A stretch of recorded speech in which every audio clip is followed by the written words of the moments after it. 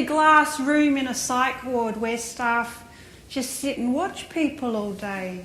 Perhaps the next Melbourne major tourist attraction could be the psych ward observation wheel. Free entry for social workers. But there's actually nothing to do when you're in a psych ward as a patient. There's no activities, there's no funding for activities. So the art room consists of an uncapped texter and a page from Women's Weekly. Women's Weekly is creative journalism. The music room consists of a 1980 stereo speaker and a bottle cap. There's no funding for musical instruments, no funding. But they do find funding for some things. So a Melbourne major tourist attraction, psych ward, recently trialled the idea of drug detector dogs in the psych ward.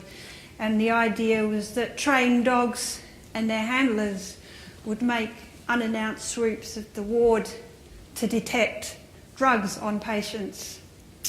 Kind of a contradiction. The whole idea we're in a psych ward is to be pumped full of drugs. And the funniest thing, the dog went straight up to the nurse's station.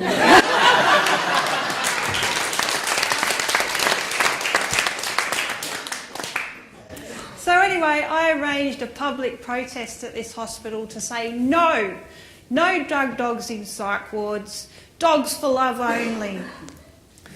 On the day of the protest, I was driving there and I got a phone call. So I took it, hands-free, because people with schizophrenia invented hands-free.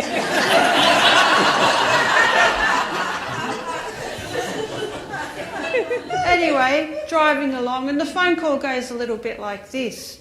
Hello, Heidi speaking. Hello, this is Senior Sergeant Warwick. I'm calling because I hear you're staging a public protest at Northern Hospital today. So we just need to know how many mounted police to send out. And if you're blocking the traffic, we will need to have some contingency in place to deal with the traffic. So you need to leave one lane open by law.